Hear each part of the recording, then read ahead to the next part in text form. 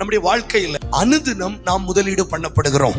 கண்களை முதலீடு பண்ணுகிறோம், நம்முடைய கைகள் முதலீடு பண்ணப்படுகிறது, கால்கள் முதலீடு பண்ணப்படுகிறது, இருதயங்கள் முதலீடு பண்ணப்படுகிறது. ஏதோ ஒரு விதத்துல நாம் முதலீடு செய்கிறோம். அது சில நேரங்களிலே சரியான முதலீடுகளா இருக்கிறது, சில நேரங்களிலே தவறான முதலீடுகளா இருக்கிறது. சிம்சோனுக்கு ஆண்டவர் பலன் கொடுத்திருந்தார், ஆனால் அவன் அதை யாருக்கிட்ட முதலீடு பண்ணியிருந்தான் தெரியுமா? தெளிலாளிடத்திலே முதலீடு பண்ணியிருந்தான். இப்போ பெலிஸ்தியர்கள் உன்னிடத்திலே வருகிறார்கள் என்று சொல்லும் போது அவன் எழும்பி போன போது அவன் பலன் அவனை விட்டு போயிருந்தது. ஆனால் மறுபடியும் சிம்சோன் இந்த ஒரு விஷயனை நினைத்தருளும் என்று கேட்டபோது கர்த்தர் அவனுக்கு மறுபடியும் பலன் கொடுத்தார். இந்த தடவை நான் உனக்கு பலன் தருவேன், ஆனா இந்த தடவை நீ தெளிலால் மடியில போய் அதை செலவழிக்க கூடாது, உலகத்துல செலவழிக்க கூடாது.